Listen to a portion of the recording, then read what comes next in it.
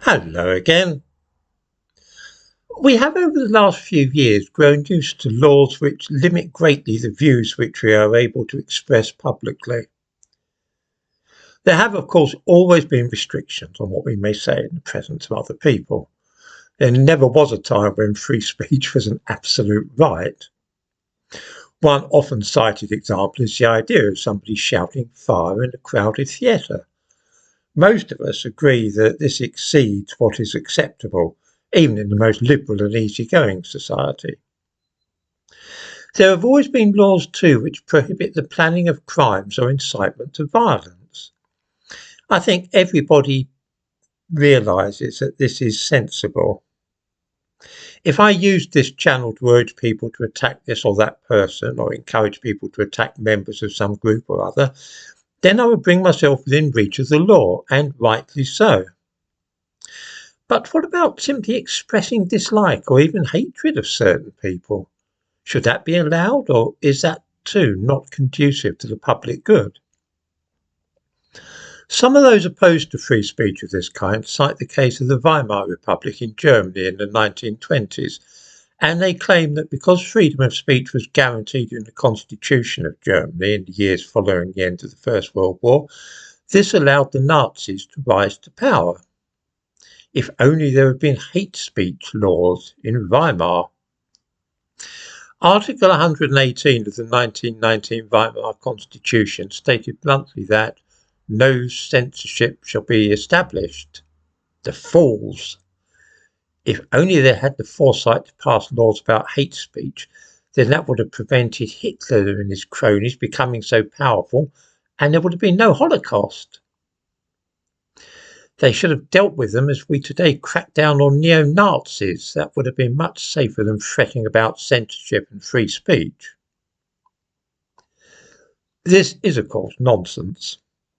Reading Article 118 a little more closely would show such people that it also contained provisions for the suspension of fundamental rights, including freedom of speech, if public safety could be disturbed or threatened. In fact, Nazi newspapers such as Streicher's Der Stürmer were suppressed in the 1920s, and Streicher himself was convicted of incitement to violence on more than one occasion.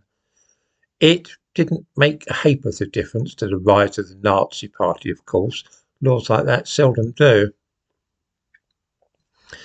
I was prompted to think about this matter following the recent sentencing of two men to long terms of imprisonment for what their supporters claimed was merely exercising their right to free speech. There were moves afoot to portray them as martyrs to modern laws which are supposedly strangling our right to speak openly. In the description to this video, I give a link to the Metropolitan Police press release about the case of Christopher Gibbons and Tyrone Patten-Walsh, who were sent to prison for 8 years and 7 years respectively. On the one hand, as I say, some people see them as victims of legislation which curtails our right to free speech, and on the other, some people are rejoicing that there has been what they now see as a crackdown on neo-Nazis on the internet. I'm afraid both sides in the matter are a little misguided here. The two men were sent to prison for suggesting that Prince Harry should be killed, and also for saying that the murder of MP Joe Cox was a good thing. Whatever laws are used to prosecute such language, the simple fact remains that there never has been a period in British history when calling for the death of a member of the royal family will not land you in trouble. There was a time, of course, when the penalty for doing so would have been a good deal harsher than simple imprisonment. No society can, if it hopes to remain orderly and see the rule of law maintained, allow either the incitement or glorification of murder. None of this, of course, has anything at all to do with laws about hate speech, which are always a bad thing and seldom achieve any good ends. Obviously, we cannot encourage violence, and never have been able to in this country. But that apart, there is no conceivable reason why I should not be allowed to express my dislike, even detestation of anybody.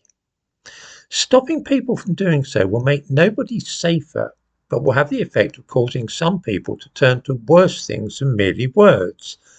And for that reason alone, there should be no limits on the expression of peaceful views and opinions.